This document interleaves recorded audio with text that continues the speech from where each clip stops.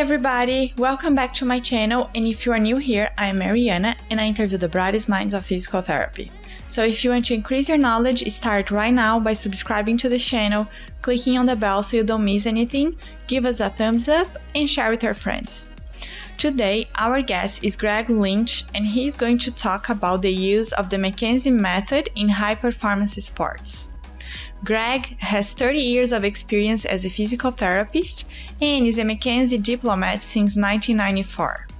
Greg is a senior and international lecturer with the McKenzie Institute International, a member of the Institute Education Council, and also a member of the Board of Trustees. I hope you enjoyed the show. Hi Greg, welcome to PT Pro Talk. How are you today? Thanks Mariana, I'm great, thank you, and it's a pleasure to be here. Awesome. So let's jump right in. Could you tell us a little bit about yourself, your career, and how did you get to where you are right now?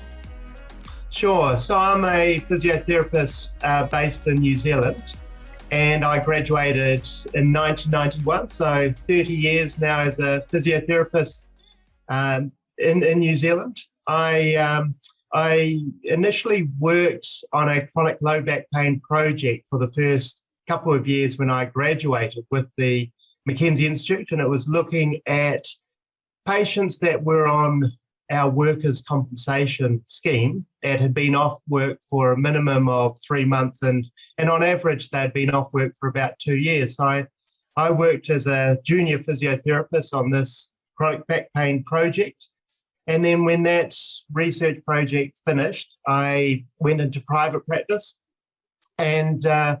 and then continued my education. So I completed the Diploma in Mechanical Diagnosis and Therapy through the McKenzie Institute in 1994, and then a Diploma in Manipulative Therapy in 1996. And since the year 2000, I've been working with a group called High Performance Sport New Zealand. So that's a group in New Zealand, which is a sort of a government organisation that looks after our high-performance athletes, the Commonwealth Games athletes, Olympic Games athletes, athletes heading off to World Championships, that type of athlete I sort of subcontract to. And then since 2004, I've been working with McKenzie Institute International, both as an instructor within New Zealand, but also as an international instructor. So heading off to countries where we don't have faculty to provide the education program. So I go into countries such as I've been to Argentina and Brazil, Chile, around a number of the Asian countries, so Taiwan and China and Japan, and to South Africa, spent a bit of time in India, just helping out the education program in these countries. And where else? So in 2011, I was one of the founding directors of a sports medicine clinic in Wellington with a sports physician and another physiotherapist. And over the last few years, I've been looking at more of a government sort of role. So I've been involved with the McKenzie Institute Education Council since 2017 and with the McKenzie Institute Board of Trustees since 2018. So looking at a bit more of a governance role within the McKenzie Institute International, which has certainly taken me to different areas and considering different things. And throughout this whole time, I've had my own clinic, private practice clinic, where we have a number of staff. It's a McKenzie certified clinic. We have a large gymnasium, an area for rehabilitation. We work with a number of other professions. So that sort of is my foundation. That's what keeps me busy during the time, and then the rest of the time is involved with various aspects around the McKenzie Institute International. And I've also been involved a little bit of research over the last few years as well, writing a number of papers as a co-author. So that's sort of my life, my last 30 years. It's been reasonably busy and fun times. That's awesome. That's quite a history, and probably keep you very busy for this last few years. And like, how many years of experience? That's amazing. All your background, all your your participations with the McKenzie Institute, your clinic. I think that's awesome. So we are going to talk today more specifically about the high performance sports. So how did you start your interest in this high performance sports? I, for one, have always been interested in sport. I enjoy sport. I enjoy trying to keep as healthy as I can. So I've always been involved in some level of sport. Never at a high performance level in terms of my own participation. Very much a weekend warrior and trying to just get out there and enjoy sport.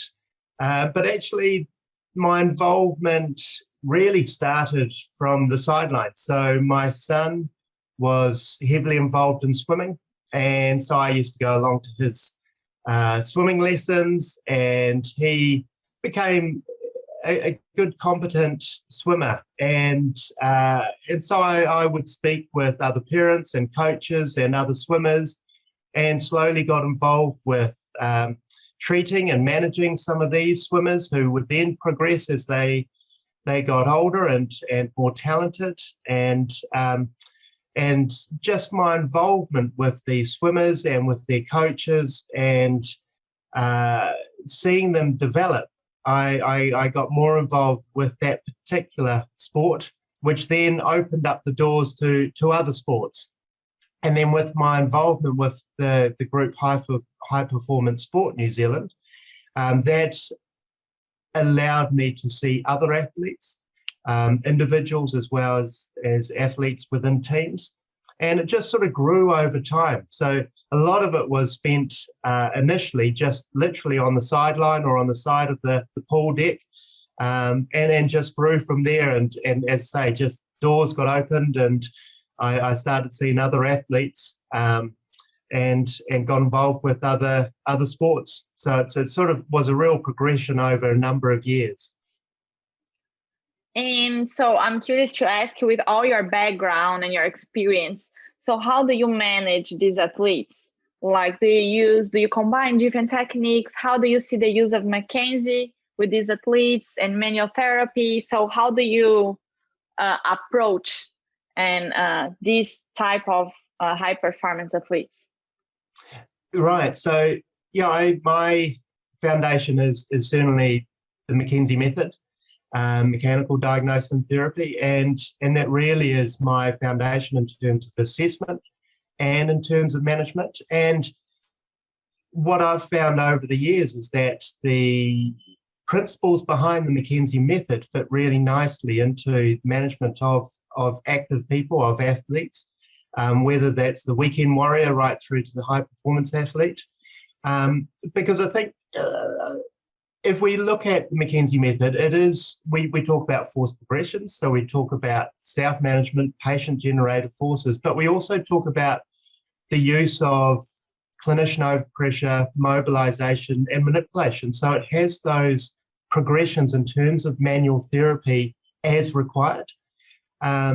So from one aspect, yes, I do manual therapy, but it's part of the context of those force progressions. And in terms of the athlete, what I've found is often we need to look at a strength-based program. But again, that comes into some of the principles around the McKenzie method in terms of management of certain conditions such as contractile dysfunction or tendinopathy, where we do look at a strength-based program, a loading. So it really is dependent on the athlete, what they require. So I always look at the MDT, mechanical diagnosis and therapy, as quite a broad type of management that we are doing with the athletes. I'm not sure if that answered your question or whether that helped. It does. I have many more, so it's gonna be clear. Gonna become more clear. Let's keep going. So what type of syndromes do you see more often in athletes? The McKenzie syndromes. Yeah, so I think if we look at most of the athletes I see, it would be probably the number one classification would be derangement, or what we term derangement in the McKenzie terminology. And that would be consistent with what we see in the general population as well. So it's certainly a number of derangements, so those conditions that demonstrate directional preference. On top of that, the next most common would probably be the contractile dysfunction, I would see, which is probably a higher proportion than what I'd see in the general population, so the tendinopathies. And then the other classifications would be around potentially trauma or structurally compromised, which fit into the other subgroup. So, and then just trying to determine how we manage each of those. So I think derangement, certainly, which is exciting for an athlete, if we can demonstrate directional preference with them and show them what movements they can do to reduce their pain or symptoms and improve their function, then that's always exciting for an athlete because you can get a quick turnaround. But certainly contractile dysfunctions are a high proportion as well. And as I say, probably more so in the athlete, I would see this at various stages of contractile dysfunction compared to what I'd see in the general population. And then, considering those other classifications such as trauma or structurally compromised or potentially serious pathology in terms of fractures sometimes. So we need to keep an eye out and make sure that we're excluding those other conditions as well. Yeah, and my question is about the contractile dysfunction that you see in athletes, that you said that is way more often than the normal population, and considering that they are in like a high performance sport. So how do you deal with that, with that syndrome, that problem, and how do you deal with the loads? So do they have to stop their training? Do they have to reduce their training? Do they reduce it if you recommend? And how do you progress loads? Because I assume they probably need a lot of load to get on their point of pain or to be like effective. So how does that sound with combining that type of treatment with that type of athletes? Yeah, so great question around the contractile dysfunction with the athlete. So for those listeners who are not sure, contractile dysfunction is akin to tendinopathy that we hear in the literature. So contractile dysfunction, it has so many variables that we need to consider, and as we know, contractile dysfunction will present in different ways. So you may have an athlete who has just literally changed something in their training routine, and a day later or 2 days later, they develop these symptoms and this swollen tendon. And how do we manage that compared to an athlete who has several months worth of a consistent pattern in terms of a tendon-related problem? So there's lots of variables, and you've really got to consider at what stage is the condition. Is it something that we need to unload because they have suddenly loaded up their tissue, or is it something that we can actually implement a loading program? So I think when you're with an athlete, you need to get an understanding. One, their age comes into it a little bit. So, a younger person in their early 20s with a contractile dysfunction may be quite different to maybe your master's athlete, so a person much older. So you need to consider their age. You need to consider their sport. What are they doing in terms of, is it a high explosive type sport like sprinting or hurdles or a high jump or a javelin thrower versus maybe an endurance sport such as cycling or road running, swimming, these sort of things. You need to consider where are they at in terms of their competition and tournaments. So are they during season or is it in the off season? And how do you manage those differently? So obviously if it's during season, then you're going to have to manage it quite differently because they're still wanting to compete, they're still wanting to play. And is it appropriate for them to be competing and playing? Or are they in the off season where potentially you've got more room that you can actually structure their rehabilitation program a bit more around that rehab of that condition versus potentially working in with other aspects when they're during season. So all of these things you need to consider. So if we think about that more acute onset, and we sort of consider the continuation model that Jill Cook and her colleagues have proposed, because that fits really nicely with the way that we would manage these patients. So if we have that reactive tendinopathy, so that more acute contractile dysfunction, the cause of that is due to some change in their load, so some increase in their load. So we need to have an understanding of what training have they done over the last sort of few weeks that has resulted in them causing this problem. But ultimately, we will need to unload that tissue to allow it to settle down, and then load that tissue back up to the point where they're able to participate again. So that needs to be a very structured way of doing that. Versus the more chronic contractile dysfunction, which basically that tissue doesn't have the capacity, doesn't have the strength or endurance to do the activity or sport that they need. So this requires more strength-based program, maybe looking at endurance as well, maybe looking at explosive or plyometric exercise as they improve. So it really is dependent on how the patient presents, at what stage they're at in terms of their training, competition, to then what we need to be doing to manage it. So it's not a one-size-fits-all approach. We need to think about all these different variables in terms of their management. Yeah, it makes sense. It's complicated, and as you said, a lot of different variables. I was just thinking, I was an athlete when I was from 8 years old until like 15. I used to do artistic gymnastics, and like I used to train. My training was like 4 hours daily for like all like this 8, 9, 10 years.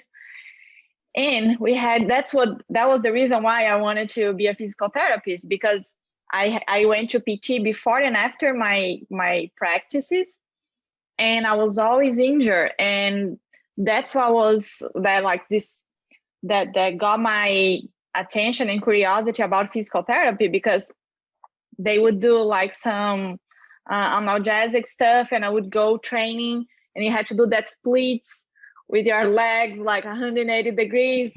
And then I couldn't do anymore because it was like I had probably like a contractile dysfunction, I don't know, in that time. But I wasn't able to heal and treat that accordingly, because we didn't have time to stop practicing, because you always had competitions and things. And then finally I had to take it out of my series because I couldn't do it.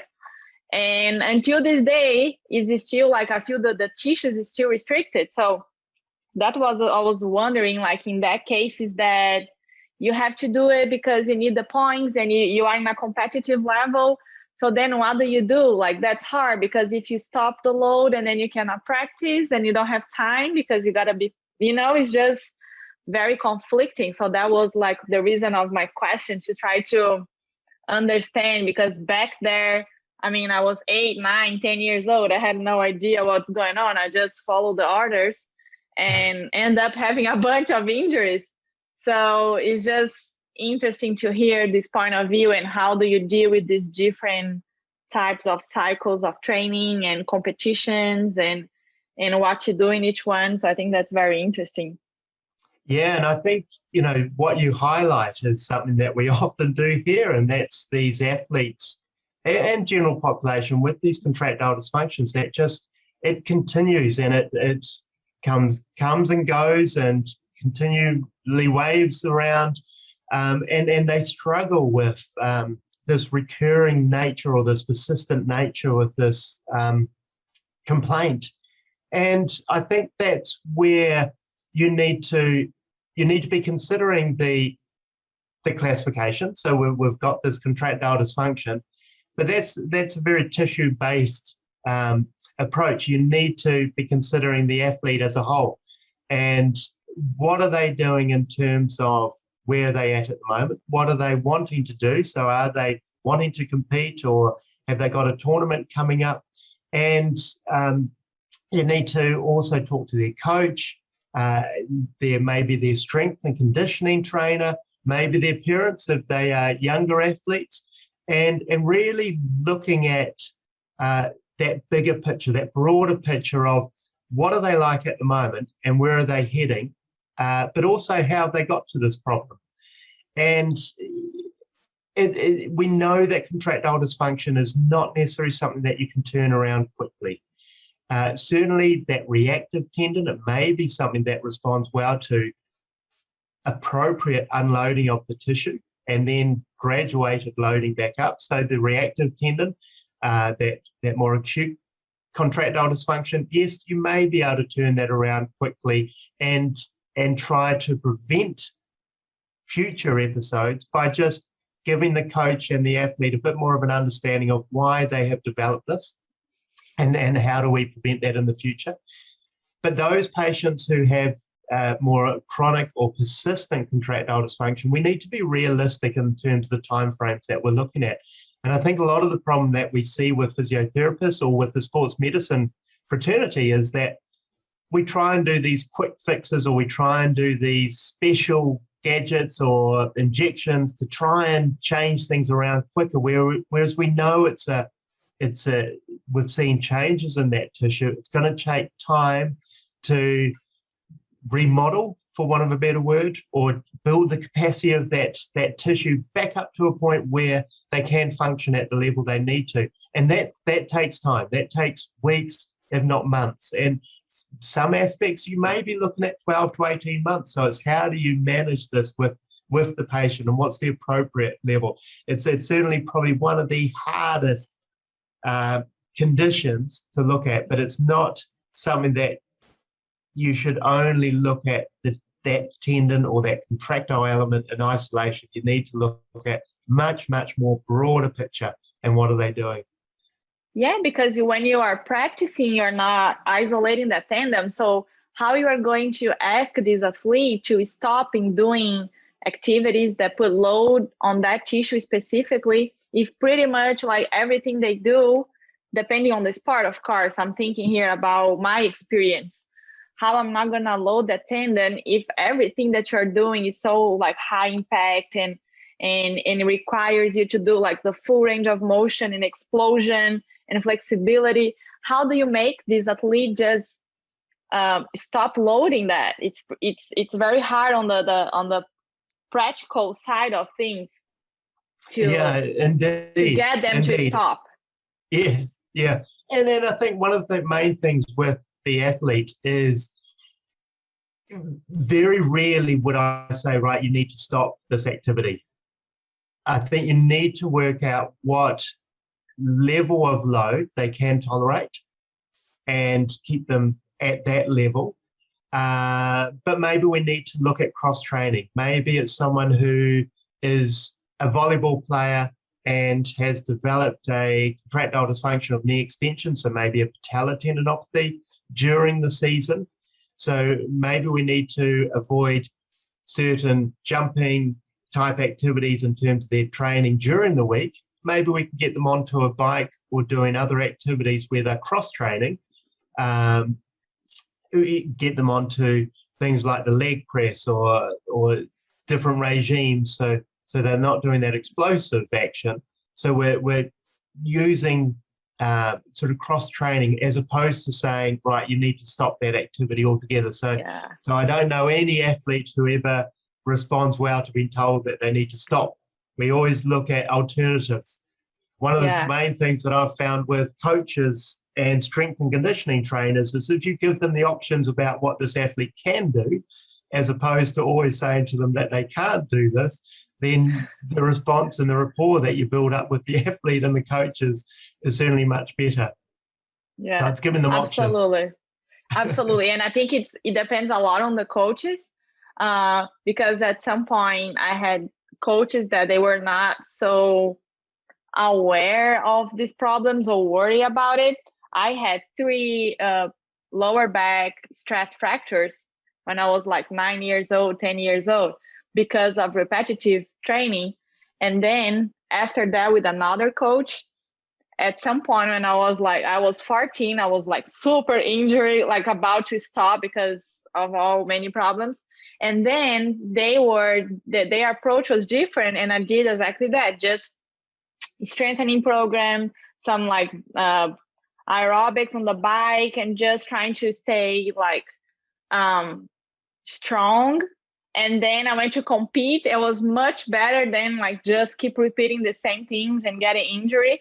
Even that you're not practicing, you know the movements, you just keep yourself in a good physical condition. And then at least my experience was it was much better than trying to put stress and don't let your body recover and of the injury. So that's another point that depends a lot on the coach's mindset as well, as you said.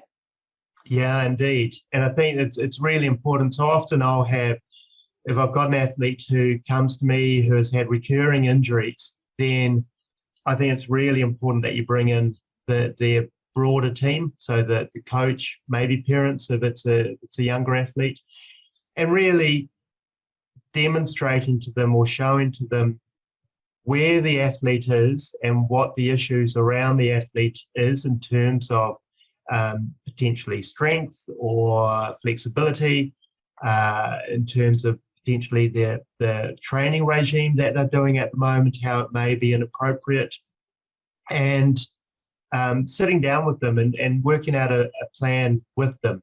Otherwise, you're just going to have this continuation of recurring injuries, and everyone just gets frustrated then. So it's better to sit down with them early and work out a strategy or a plan for the future, and a little bit around timeframes as well, so they have an understanding of what are we looking at. But unless you do that, unless you work in with the coach and parents and things, you're going to struggle. So it's one of the really important things to do.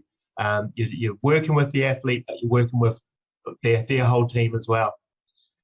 Yeah, absolutely. You got to have that buy-in. Yeah, it's not going to work otherwise. No. It's not going to be good. And what is the difference between the use of MDT in the normal population and on these high performance athletes? So like my question is more like, for example, in derangement, some athletes, for example, gymnasts, they have a lot of range of motion. So sometimes it's harder to reduce the derangement. So do you notice any differences like that in normal population and high performance athletes? Yeah, there certainly is a difference. And I think probably a lot of it comes down to the amount of repetitive movement or repetitions that the athletes will do in terms of their sport, whatever that sport is. For example, I mentioned earlier about swimmers, and we know that swimmers, when they get to a reasonable level, they may be training similar to yourself, maybe up to 8 to 9 sessions per week. And in each of those sessions, they may be doing several kilometers or miles in terms of their swimming. And if we think about the amount of repetitions they're doing, they may be doing 6,000 strokes or so during a session, which equates to, for an elite athlete, so it's somewhere like 2 million strokes per year. So they're doing these incredible amount of repetitive type movements. And as you alluded to, if we find that we have classified a patient, an athlete with a derangement, then trying to reduce that derangement, trying to restore that full range of movement can be quite difficult with some of these athletes because they're doing such repetitive motion. So you're going to have to really think outside the square, and how does that athlete achieve enough of the directional preference exercise to get reduction of that derangement so that they can function again. And it may be that they need to do many, many repetitions.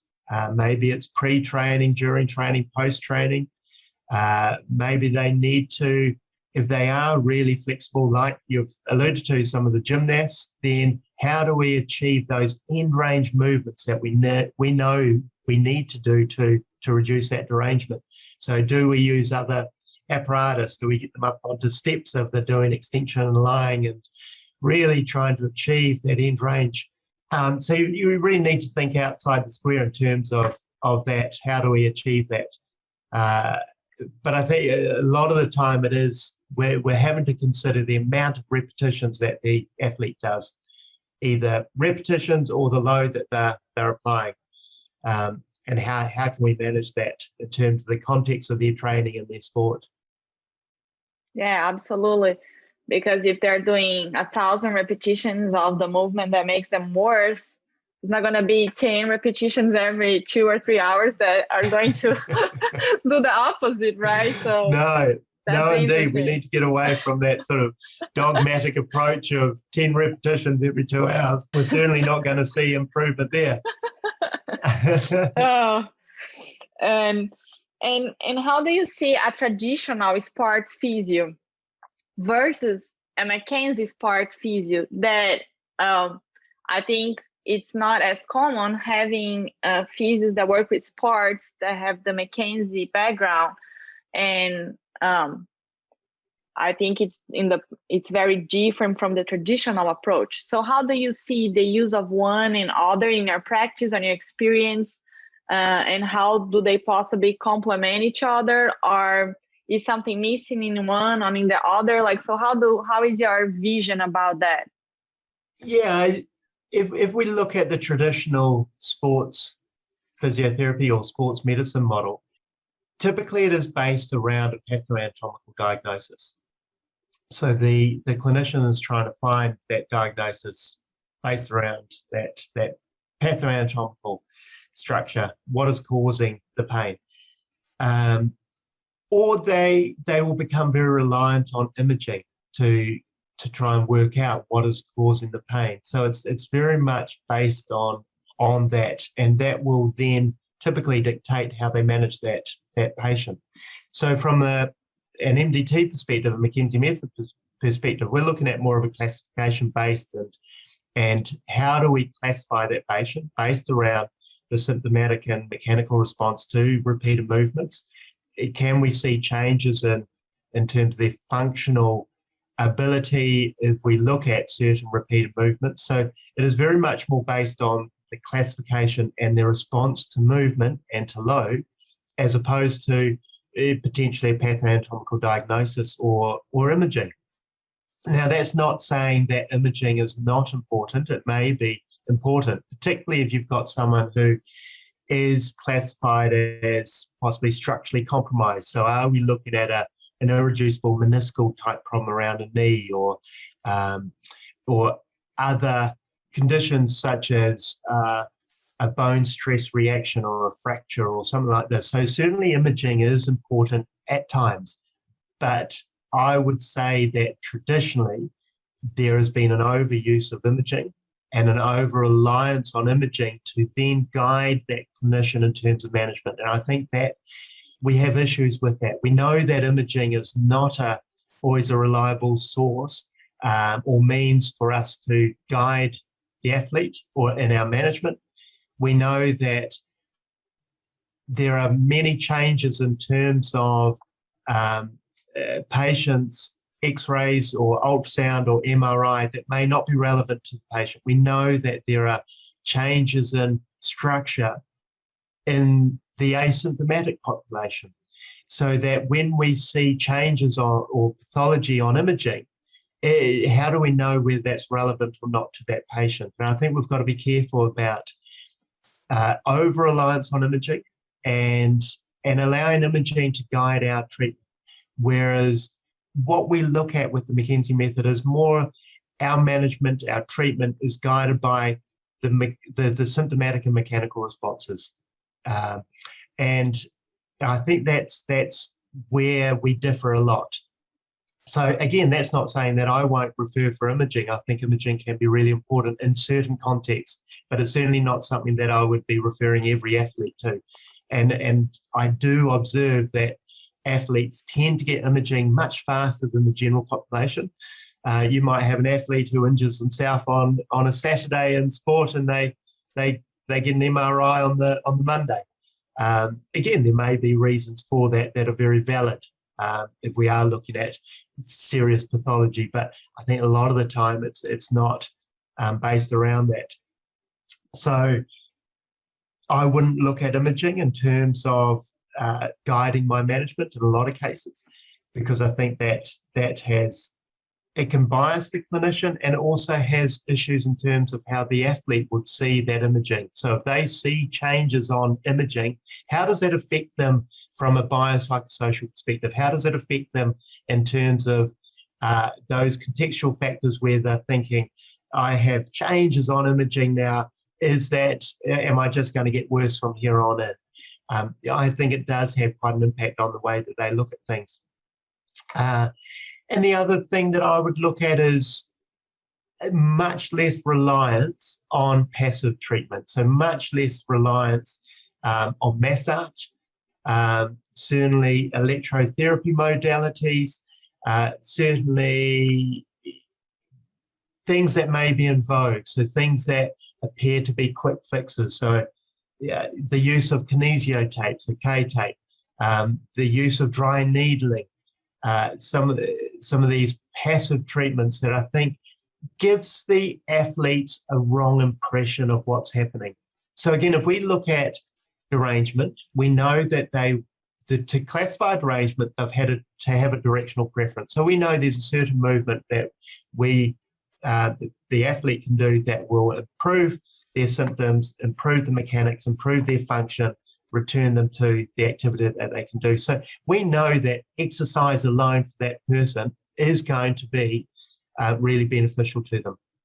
If we look at the contractile dysfunctions, we know that it is going to take time to build up the capacity of that tissue, the strength, the endurance, the ability to absorb quick movements, explosive movements. We know that takes time. So if we are applying these quick fixes, such as using massage or electrotherapy modalities, whether that is ultrasound or laser, or applying kinesio tape or dry needling, it's giving the athlete the wrong impression. They're expecting a quick response, but we know that these take time. So it really gives the wrong impression to the athlete of how to manage this more long-term pathology that is going to take time to remodel and to get them back to the level that they need to. So my view is that it really comes back to the education of the patient, giving them the understanding of timeframes, what they need to do, rather than relying on these sort of quick fixes to get them through into their sport again. So where I would be looking is not so reliant on imaging, but not saying that imaging is not important for some cases. Giving the athlete education about what they need to be doing to manage their condition and to get them back to full performance, and not becoming reliant on a lot of these small passive treatments, which, as I say, I think just gives the wrong impression of how to manage their condition. So that's where I think that it differs from the traditional sports sort of management. Very good, very good. And it just came to my mind now, how about the recovery of function that we do after, like, for example, derangement? Do you do the same thing with the athlete? Do they need a recovery of function? How does it work? Yeah, that's a great question, because recovery of function, traditionally recovery of function, we've looked poorly at in terms of we've looked at restoring range of movement, and that has been the recovery of function. But now we know that it is much more diverse than that. It's much broader than just looking at the ability of someone to move to a full range. What we need to consider is, what is the goal that the athlete needs to get back to? What do they need to get back to in terms of their sport, their activity, their training, and use that as a recovery of function. So range of movement may be important, so flexibility may be important. Restoring that joint mobility is important, but also looking at strength around that. What do we need to do to get them back to their sport? So, for example, a high jumper who has had a derangement in the knee, yes, we need to restore the mobility in that knee, and as the derangement reduces, we should recover that range of movement. But maybe they've got a strength deficit, that they have an inability to jump using that one leg. So do we need to look at a strength-based program to restore that. So we need to think about the goal that the athlete is getting back to and what do they need to do to get back to that. So recovery of function is all around that in terms of range of movement, strength, confidence for that athlete to return to that sport. So if they've had a significant trauma, say, we need to build up their confidence to return to that sport. So you need to scale back their specific movement that they need to do, that they may have concerns with, and gradually build that up so that they are able to return to that. So for example, again, if we use that high jumper, if they are concerned about jumping off that leg, then we use that as our goal, but we scale it back. So it may be that they have built up a strength program and then an endurance program with their strengthening. And then do we get them doing skipping, so double leg? Then do we get them progressing to single hop and then triple hop and then side to side hop and then vertical hop, all these sort of things to build up their confidence that they can get back to it. And that's where I would look at the recovery of function. So quite a broad sort of approach that we need to look at, rather than just what historically we've looked at has been returning range of movement, which I think is only one small component of that whole recovery of function. All about functionality, what they need to be function actually. So it's just apply that to their environment. What do they need to be function and be able to perform their sport, right? Yeah. Okay, so let's transition to the final questions. So what is your favorite resource of information? Any books or papers, anything in particular that you would like to share? So favorite resource of information, I think if we look at books that I would look at, certainly Clinical Sports Medicine from Bruckner and Kahn is very good as a nice basis, and I think a really balanced approach for any physiotherapist to have an understanding of. So that's a really good resource to look at. Some of the journals from Aspetar coming out are really nice journals because they are really clinically focused, as opposed to a lot of data that you get from other journals, some more research-based. The work from Aspetar gives a clinician a really nice, clinically orientated approach to sports medicine. So those are sort of some resources that are nice. Certainly the research from Jill Cook and her colleagues, Craig Purdom, Sean Docking, Ebony Rio, the work that they're doing around tendinopathies has been instrumental in certainly the way that we apply our management to tendinopathies or contractile dysfunction, and their continued work is really encouraging of what they're looking at. I do look at the work by Tim Gabbett, looking at the acute chronic workload ratio, and I think that's really important. I know there's been some criticism of that model, but I think for an athlete or a coach who's working out their training regime, I still think it has really good, important aspects to it in terms of working out how to do training and try to reduce injury in the future. And then I would certainly have a bias around some of the research that I've been involved with, and in particularly what we call the XBOS study, which is extremity pain of spinal source. So that was a study that we did. Richard Rosedale, the International Director of Education, was one of the lead authors, plus one of his colleagues, Ravi Rastogi, and a number of other colleagues of mine were involved in this study, where we looked at patients presenting with purely extremity pain, who either felt that their pain was from the extremity or their referring physician felt that that was an extremity complaint. And then we looked at differentiating those patients who had pain of extremity versus those patients who had extremity pain but were of the spinal source. So we looked at their neck or thoracic or lumbar spine. And overall, we found 43.5% of patients presenting with extremity pain actually had a spinal source. And it varies depending on where in the body that is, but a significant proportion of patients presenting, and that's really changed the way that we assess patients presenting with extremity pain. So I think that's really important, and we're currently looking at a follow-on paper looking at predictors in the history and physical examination that may help clinicians to identify those patients presenting with extremity pain of a spinal source, and we're currently working on that project at the moment. So I have a particular bias around that paper that I think people should have an awareness of. That's a big number. 43% is a lot, and it does change. It's significant. Things, yeah, it's very interesting. And what would be the best advice you can give to clinicians that are starting their careers? Best advice, so starting their careers, I think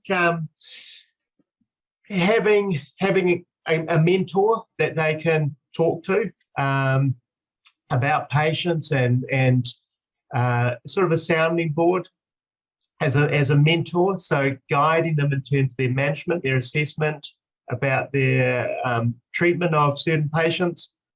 So having a mentor is really good, but building up a network as well. So a network of fellow clinicians, so physiotherapists or osteopaths or chiropractors, sports physicians, orthopedic specialists. So building a network is really important. And if they're wanting to get into sports physiotherapy, then seeing what sports they're interested in and building up from the grassroots. So building up from the younger athletes, working with them and their coaches and their parents. As those younger athletes mature and develop and go higher into more regional and national and international, then working with them. So starting off at the grassroots and building up and working with those teams, because you need the experience, you need an understanding of how the athletes feel about their whole team around them.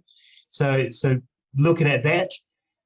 Also, I would strongly advise trying to keep away from the latest things that may be in vogue or gadgets that are out there saying that they can speed up the healing or help with recovery, because we see a lot of these come in vogue and then they go after a matter of weeks or months or years.